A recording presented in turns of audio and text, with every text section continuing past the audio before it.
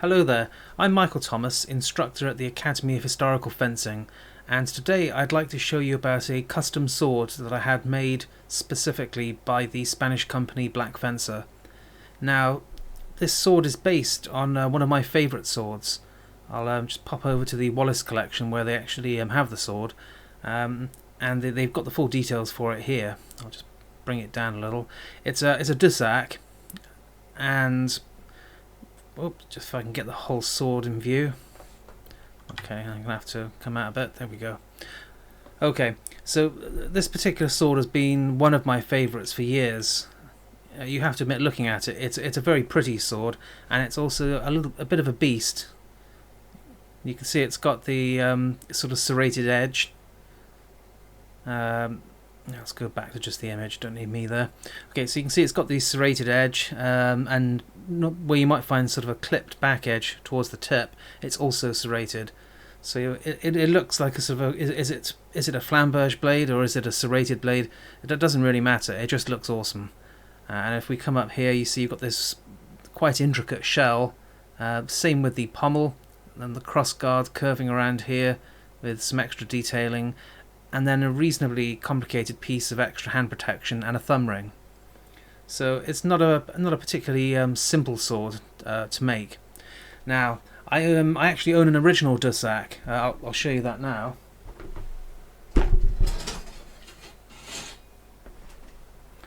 I have to be careful with this. It's the oldest original sword I have in my collection, and I really do like it. Just have a quick look. It's old and it's it's in rough condition. Although saying that, the blade is solid. It's really thick on the back edge, and it's got the actual cutting edge is still sharp, very sharp actually. You could go and use this right now for cutting practice. Although if anybody tries to take this and use it for cutting practice, we'll be having words. But yeah, it's a really nice sword, and you can see it's similar-ish to the. Let's pop this back down. It is quite similar to the sword that's at the Wallace Collection, albeit without the rather fancy blade. So I contacted Black Fencer anyway and let them know that I'd like something like this made. And Black Fencer are always up to making blades, steel, synthetic, steel or synthetic, and they'll pretty much do whatever you ask them to do. Now, at first I wanted to have a steel sword, but there are problems with that. The serrated blade for a start. Obviously you wouldn't have a serrated blade for training, but even having sort of the flamberge style, or if it's sort of modified down the edge, you've got the potential damage, and not so much for cutting, but it can tear or catch on clothing and armour and equipment and cause additional damage. So you might draw the blade across their chest, and it might catch some of the protective gear. If you've got sort of plastic, additional pieces of plastic armour on the shoulders and the arms and the elbows, it can catch on those and tear or pull at the straps. So, which of course would be quite handy if you were actually fighting them. It's going to tear the armour off them. But for sparring, we want to keep the armour intact. So anyway, I showed them. Well, I gave them the link to the Wallace Collection, and there are lots of images of this sword. Other companies have made steel versions, sharp versions, for training. Not for training, but to hang on the wall, to do some cutting practice. Definitely not for training. But the one I wanted made was one that would be suitable for actual sparring. So they suggested doing it as a synthetic blade, which I think was probably the right approach. And they put one together for me for quite a reasonable price that unfortunately I can't actually remember, but I'm thinking it's something in the region of the early 100, something like 120 to 140 euros. If anybody really desperately wants to know, I can find out. Anyway, I'll just grab it.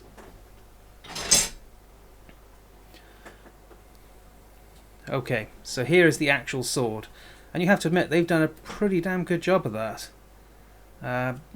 You bear in mind Black Fencer, when we started off with them, a number of years ago, and they were producing, relatively simple, straightforward, synthetic sparring swords, and they've gone from strength to strength each year. They go for finer detail, synthetic and steel, all kinds of options on their blades. But then the detailing and the work on the pommels, on the grips, on the guards, on the shells, anything else they're working on, it's actually quite impressive. Have a look at that.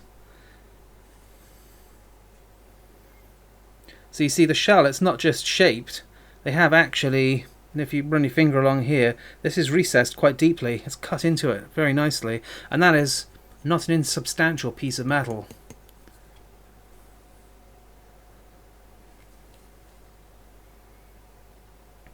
Now the blade itself, it's a custom blade that they made for me. You can see the fuller is actually quite deep. In fact, it's very deep. And I did ask them to try and take out as much material as they could without ending up with a blade that's too really flexible, because it could have ended up being very whippy, because it is quite wide, the cross section. It's not vastly different to some of the long swords that we have. And if you look at the thickness of it, let's turn it around, there we go. You can see that is a meaty sword. If I come along, even down to the weak, it's still pretty substantial.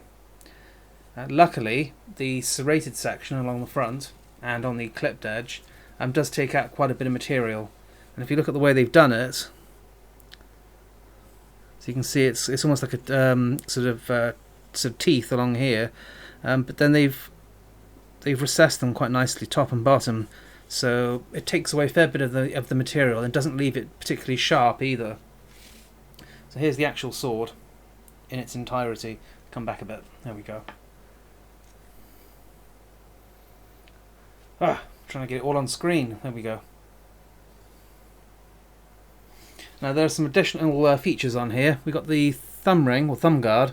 No, thumb ring, it's not a thumb guard. Which does look ridiculously big at first when you look at it.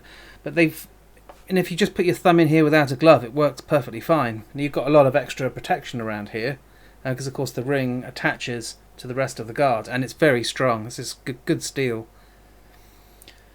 But by making it bigger, you can actually get a more substantial glove inside. So if I just pop the old red dragon back on, let's see what happens. Okay, so the hand fits in absolutely fine, and then the thumb goes through the ring, and you notice there's still a little bit of space here. You can actually get an even bigger thumb from other types of gloves in here, but that works perfectly with the glove. And the reason it works perfectly with the glove is that I asked them to make sure it would.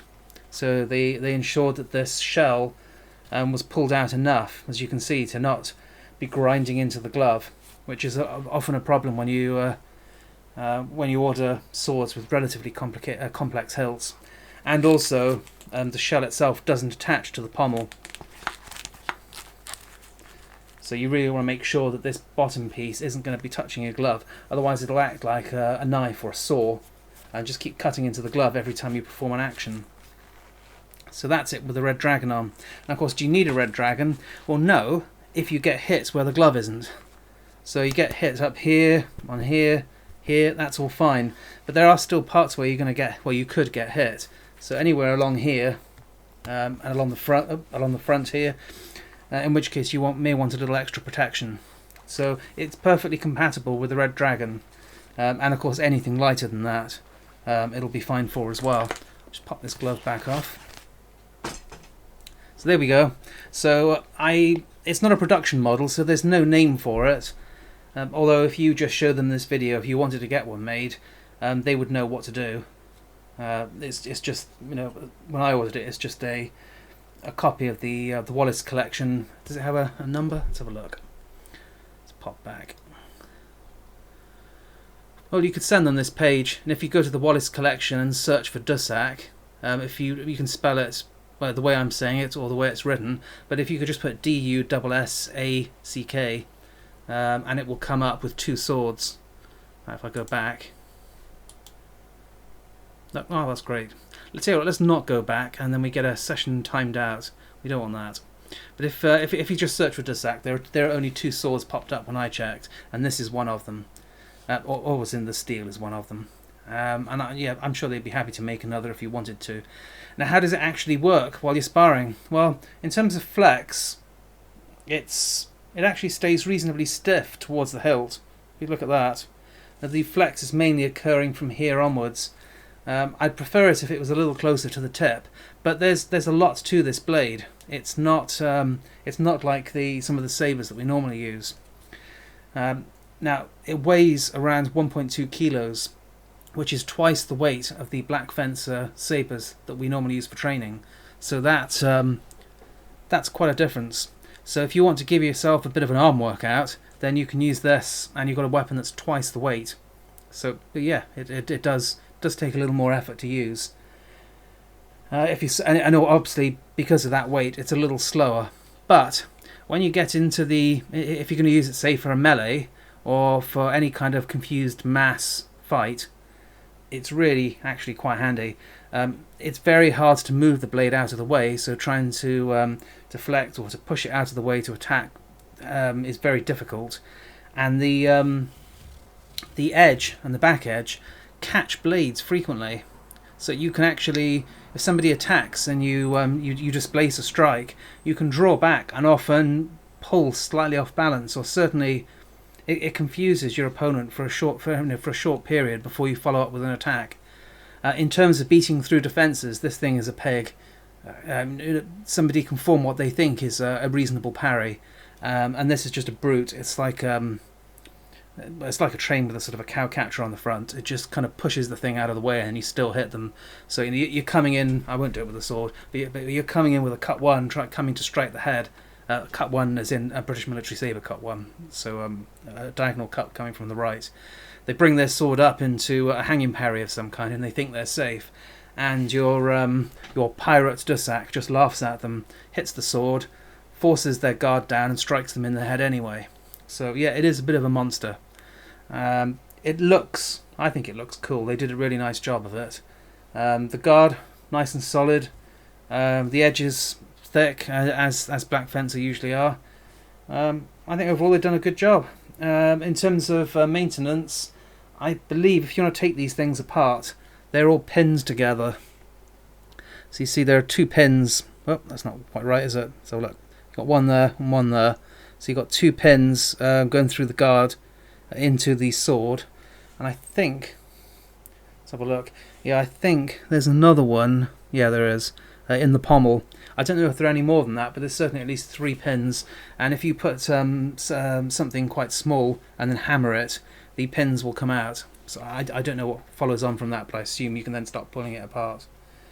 Saying that, these things are really well built. They last ages. We've been using Black Fencer swords right from the minute they started to offer them, and they just keep producing so many new models, we have to just keep buying them. Anyway, so there's no name for this. So it's just a custom dussack, based on the model at the Wallace Collection. And if you want to order one, contact the good chaps at Black Fencer in Spain. You could obviously go through some resellers, but if you want a custom weapon, I assume that they won't be able to deal with that, so you'll need to contact them direct. And they can make you something like this or similar. Now, even if maybe you just want the hilt and then a normal saber blade on there, could be quite cool. But contact them. And if you want to know any more about the one that I have, or about my original, as always, pop a message in the comments or pop along to our Facebook page and get in touch. Thanks for watching. In terms of the next video, I've got no idea what's coming up, so you'll have to wait and see. Thanks.